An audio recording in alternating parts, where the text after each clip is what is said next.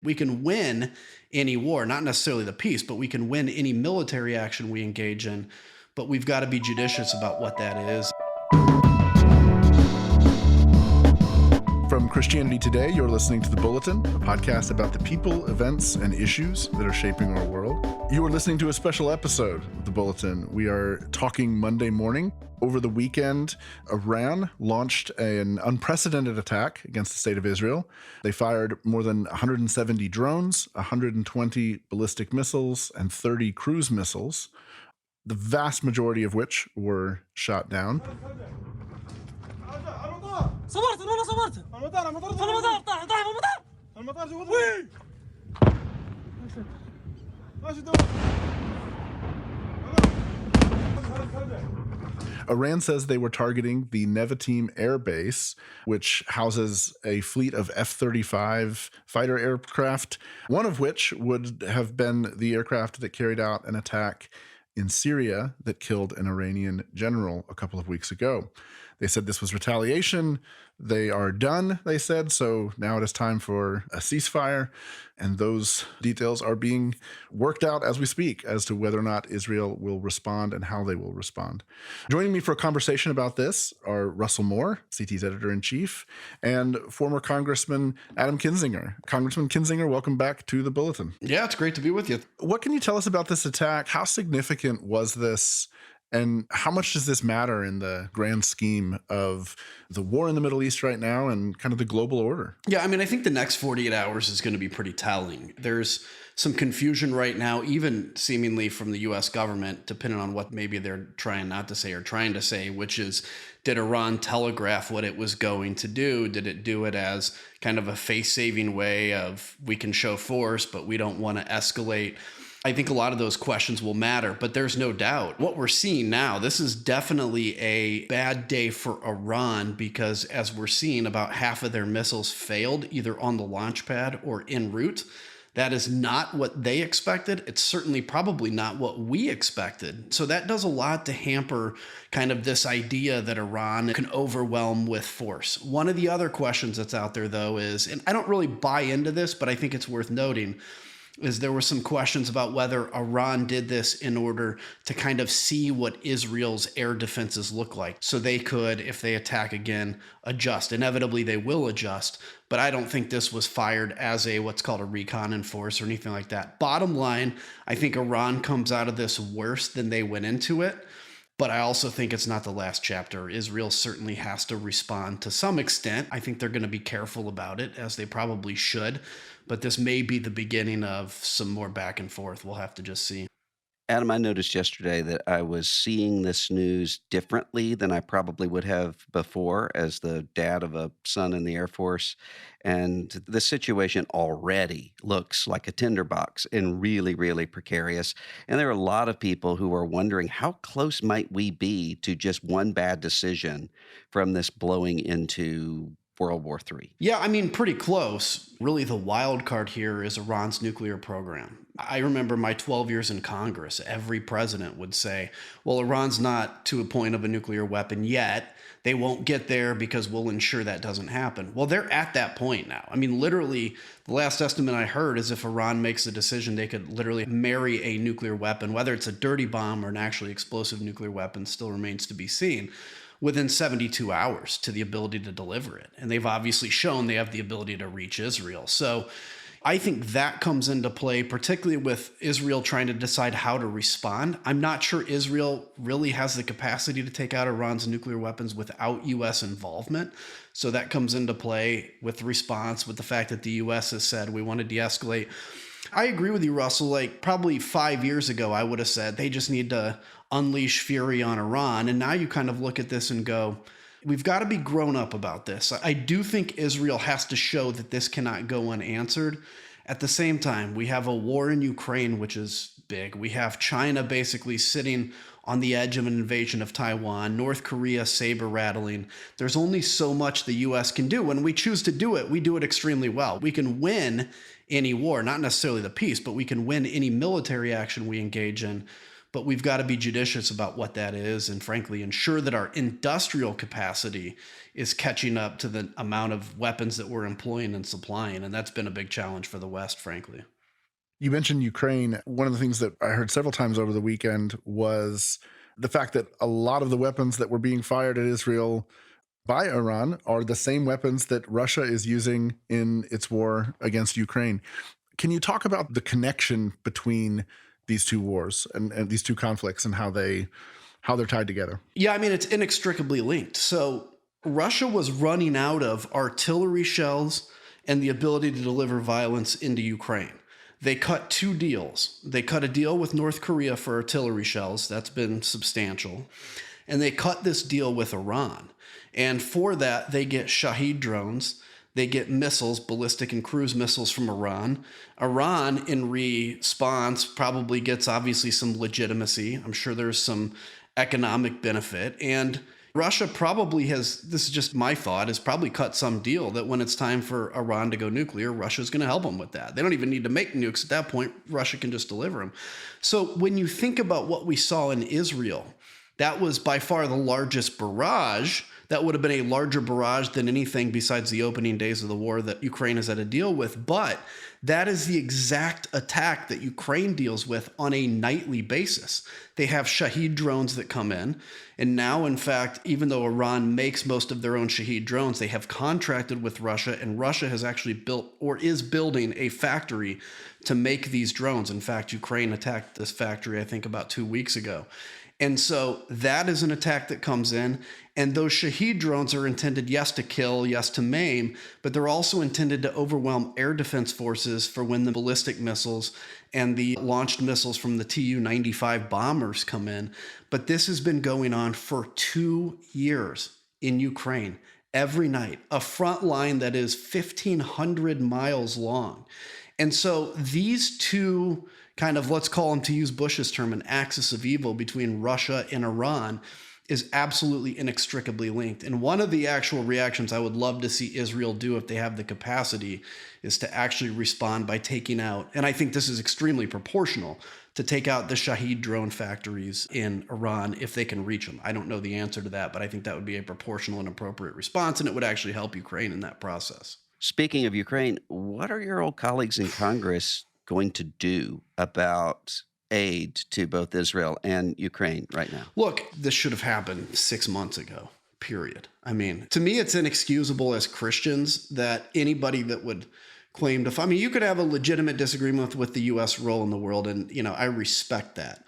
But when you're minimizing the attacks on Christian churches, frankly, in Ukraine that's happening, when you minimize the attacks on children and women, you look at Bucha, you look at what Russia is doing for a land grab. I don't understand how we've been delayed this long. So what happens this week, I mean, really, as we all know, you have two forces. You have basically Marjorie Taylor Greene and some of her kind of folks like J.D. Vance that for some reason is anti-Ukraine. And then you have members that are like I was, which are very aggressively pro-Ukraine. The question is, who's going to inflict the most power? Who's going to be willing to do the most damage to get their way done? If the three of us were sitting in a room and we all had a hand grenade, the three of us would be equally powerful. But if Mike was willing to pull the pin on that hand grenade, he's the most powerful person in that room. And that's what Marjorie Taylor Greene's been doing. She's pulled the pin on the hand grenade and everybody's scared of her. And until the people that are supportive of Ukraine, supportive of aid, are willing to pull that pin as well, so to say they're going to take down bills in the House until Speaker Johnson does it, I think we continue in this mire. Now, that said, I could be very surprised in the next day or two that Mike Johnson just decides to basically drop the Senate passed bill on the floor and have it voted on. That's the best case scenario.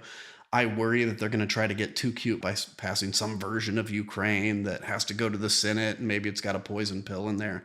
But it's a mess. And quite honestly, America, we still love to think of ourselves as this country that is determining world events. We're voluntarily giving that up right now. Yes, it's to an extent President Biden's fault on some things, and significantly the Republicans in the House who simply refuse to defend our friends. This is what America was so good at since World War II, and we're voluntarily giving that up. One of the objections that comes up to this oftentimes, and you saw this even this weekend, is that America, we have enough problems at home. We have an insecure border. We have this, we have that. I mean, those are the kind of consistent talking points. How do you respond to that? What's your answer to this idea that we don't have the money or the margin and we don't want to shed American blood on foreign soil anymore? No more forever wars. Like, what do you make of that argument? Is there anything to it at all? Let's take you back to 1938 because people were making the exact same arguments. And what we saw is that, and this is in a time when the world was much less connected than it is now. What we saw in 1938 is we had a significant amount of people that believed that we did enough in World War I. It's time to just lick our wounds here at home. And we were drug into that war. We were attacked. And we saw that actually, obviously I'm speaking to Christians, so I can say it this way too, especially. I believe America has had a blessing. And that blessing is, in my mind, on the basis that we understood that our role in the world is more than just licking our wounds at home and trying to get more economically wealthy individually. We understood that we had a role in the world. I mean, the Soviet Union, there are millions of people that are free because of America's example to those millions of people, because for decades we beamed over the Iron Curtain what it's like to live in the West, what it's like to have freedom of religion, what it's like to have freedom of speech, and they tore the Iron Curtain down. We remembered that role.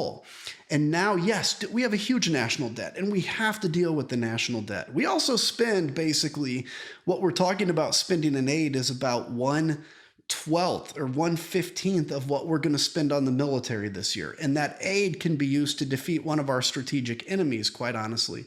So we have to remember that role we have in the world, and we can walk and chew gum. We have a real issue at the border. My issue with the border isn't that immigrants are coming over. We have to have compassion for immigrants. It is that when I worked the border as a National Guardsman, we found many, many dead bodies down there because they'd be trafficked by coyotes and abandoned at the first sign of trouble. To me, it's a humanitarian issue, but we can do both. And there is no way to say, like, if we're not going to attack every American problem, we can't attack this problem that exists overseas with Ukraine. I will tell you, this moment, and I actually think this war in Ukraine is probably the most important, not just war, but really foreign policy event of my lifetime. And this includes even the fall of the Iron Curtain. The fall of the Iron Curtain changed a lot, but this war in Ukraine is going to determine if the post-World War II order survives or if my kid and Russell's kid in the Air Force is going to have to be an instrument of blunt force because we've abandoned our role in the world, and we're going to be fine that we're going to have to use that again. So people that say that about, well, we just need to fix the border, we need to take care of it, they fundamentally do not understand foreign policy, understand America's role in the world, and they don't understand the fact that what we have benefited by being involved in the world, just economically, has been tenfold anything we've ever invested. Look at South Korea, look at Germany, look at the economic benefits we've had. And at the end of World War II, we easily could have come home and licked our wounds. That's the time to do it. We just fought an entire generation fighting a two-front war, and we stayed. And when we stayed, we ended up freeing millions of people, but it took decades to do it. You know, I remember being a teenager and seeing the far left putting out bumper stickers that would say, let's have all our schools funded and make the Air Force have a bake sale for a bomber. And I mean, you know, that is such a simplistic argument until everything is completely utopian in one area. You cannot do your responsibilities in another. Yeah, I mean, doesn't make sense. Actually, that goes to show me too, just, you know, this horseshoe theory in politics, right? The far left and far right are the same people. You see that. And honestly, the weird thing to me as a Republican is to look and say, I'm probably closer to the Democrats now on foreign policy, which I never in my life thought I'd say. But it just goes to show the importance of leadership, because leaders do lead the feeling and the opinion within their kind of section, within their party, within their country. And when you see the Republicans that have completely abdicated their role in the world, and frankly, people that know better, Mike McCall, some of those that are kind of going quiet, I look at it and say, well, if people are watching certain news things and all they're hearing is this isolationist viewpoint, I can't necessarily blame them for being isolationist because nobody's giving them the other side. And you know, that's an unfortunate reality. I think all the time about preaching one time in Italy, and there was an elderly man there, and somebody said he's the town atheist. And afterward, he came up and said, I will always be anywhere where an American is, because not only did you all come in and free us from tyranny, but you stayed and you didn't just abandon us to fall apart. And it was just this act of even though obviously I wasn't the one who liberated Italy, but this act of gratitude that I just found really moving. And to abandon that, what are the consequences going to be? Because of, in our past, our very strong stand and commitment to our allies, we have no way until we get to eternity to know how many wars were avoided because of that. You know, America following through on its commitments, how many wars did not happen because we made a threat that was impactful? Look, we withdraw from the world. You know, the old saying, chaos is going to fill that vacuum. It's already started. You know, I can't help but think as well that the way people reacted this weekend, the Ukraine war, you mentioned North Korea a moment ago, the war against Hamas, I can't help but think that one of the contributing factors to this is that there's a lack of a category in our imaginations for evil. True.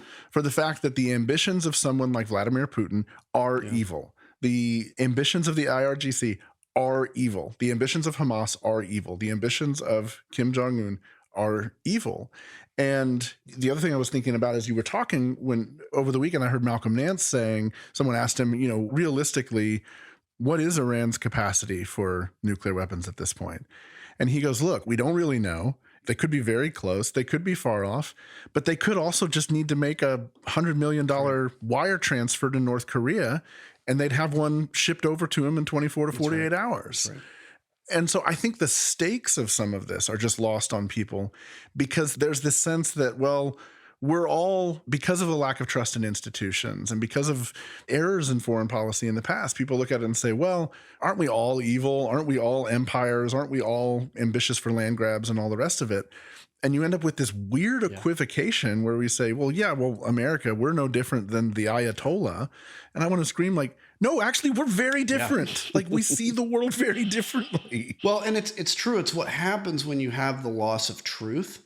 It's what happens when you have the loss, I mean, quite honestly, of some of our church friends that have turned from their eyes being on Jesus to their eyes being on a certain former president. And once you do that, you take moral strength away, you take black and white out, and now everything becomes relative, because if you're going to accept a really bad person as God's messenger, there's a lot of other things you can accept. And I like thinking back to Winston Churchill, not the Winston Churchill of World War II, but the guy before it. He was called a warmonger.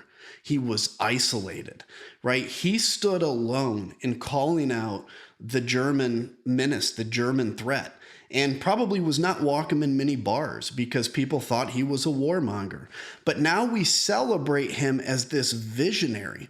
What's always interesting to me is there are moments in history where generations, the greatest generation, stood up and did a really tough thing. They didn't want to do it. They would much rather that time had passed and gone away without them having to do it. And I worry that we're going to get to that moment where it is time. I'm not necessarily saying there's going to be a world war, but there is a time for us to make great sacrifice and to do the right thing and to recognize the evil in the world that is growing. And do we have the capacity then to put ourselves aside and make that great decision? Because what's happening is the Winston Churchills are being pushed aside and called warmongers. The question is, will there be something that wakes us up? I don't know. But I will tell you, I have a new appreciation in history for heroes, because you recognize that heroes is not something anybody ever wanted to be, because you become a hero because you're going against the grain. And that's kind of this moment we're in. Seems like one telling sign in terms of what went down over the weekend is the fact that even with the tensions around the conflict in Gaza right now, you've even got public confirmation at this point that Saudi Arabia and Jordan both stepped up, not only to defend the sovereignty of their airspace, but to defend Israel in the fight. That seems like a positive move. I think Iran was probably taken somewhat by surprise by that. Yeah, that's huge. And I think that is actually as much of a reason that Israel may moderate its response, because I think that is going to be as much of a defeat for Iran as anything. Look what's being said. I mean, at a time when Israel is very isolated in the Middle East, I mean, you can see this happening a year ago, maybe. But I don't think anybody expected Jordan, Saudi Arabia, everybody to step up. And what it shows is, as much as these Middle East countries claim to hate Israel, they hate Iran worse. They recognize that Iran is a much more destabilizing force. The security architecture that every president, including Biden, has built up, and Trump has built up for the last 20 years, this like multi-layered security between allies in the Middle East, held at a really tough time. And I think it's actually, from an Iran perspective, kind of taken a lot of the pressure off Israel and Gaza. So what does it look like for Israel to win? If we were to say by the end of this week, the war is over, Hamas is defeated, Israel has won, what would that now look like? Yeah, I mean, that's a tough question, because Israel made a mistake in the war in Lebanon in 2006 because they put out a whole bunch of goals that could not be achieved. And so regardless of how effective an operation was, if the goal is the destruction of Hezbollah, for instance, and you don't destroy Hezbollah, it's seen as a loss. I worry that Israel, and I was one of these right away that said, Hamas cannot exist anymore. I worry that that is a tough thing, because as long as it's like ISIS, we actually haven't fully destroyed ISIS. We've significantly degraded them. So in my mind, a significant degradation of Hamas, a political reconciliation that can govern Gaza outside of Hamas. And that's frankly going to take, I would love to see the Middle East come in and provide that peacekeeping force. I think that's the most appropriate.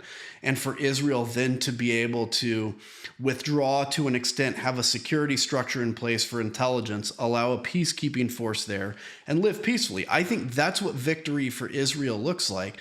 I don't think there's going to be a VI day, a victory in Israel day, or anything like that. But it's basically degrading the Hamas threat to the point that it's not an imminent threat, and that there's a security architecture outside of Hamas in existence in Gaza. And that's going to take time. Look, it took us years to beat ISIS. We had unchained technology. We had an indigenous force fighting with our special forces and military. And we're still fighting ISIS. Every day we're bombing some ISIS camp somewhere. This is going to be kind of the same thing. I will say Israel has got to do, I think, a better job of public relations. Some of that is just, the PR, the media is stacked against them. I get that. But I think there's probably a lot they can do better for public relations. If you're Israel, you just have to remind people, if Canada would have done what Iran did to Israel, Canada would not exist. Like, this is just a reality. And we've put these different constraints on Israel. And look, it's obviously there's a spiritual element to it. I think it can't be denied. But October 7th was literally, I think, since 9/11, and I would even say, just because of the personal and up-close nature, rivals 9/11 in terms of the pure, brutal evilness of it, wearing GoPros to brutalize people so that you can show the world what happened. Look, Israel has got to do their best to stay safe. Even if there's some criticism of their PR or whatever, they have every right to defend themselves and crush their enemies, because frankly, their lives and their very existence depend on this. Well, before we wrap, let me just ask this. We were talking earlier about this security bill that's on the floor. Do you expect that's going to pass this week and this is all going to move forward? If I had to pick one side, one answer, I guess I would say, yes, I think it's going to get done this week. And I've been wrong every time I've predicted this, so just take that for what it's worth. My prediction skills aren't as good as they used to be. But I do think the Iran attack is, obviously they're going to have to do something about Israel in Congress.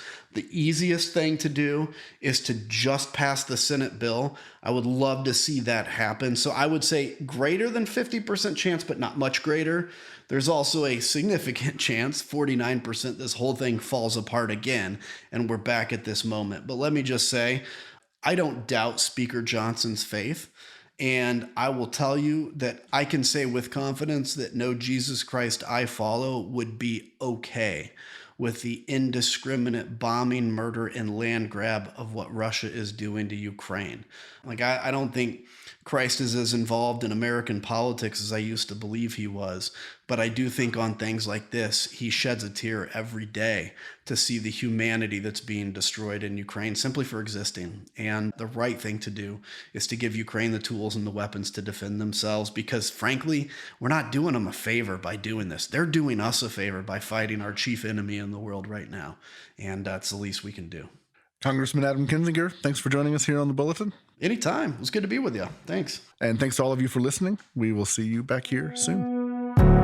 The Bulletin is a production of Christianity Today. It's executive produced by Eric Petrick and Mike Cosper. It's produced by Clarissa Mall and Matt Stevens. Post-production by TJ Hester. Our art for this episode is by Rick Shooks. Music by Dan Phelps. And social media by Kate Lucky. Thanks for listening.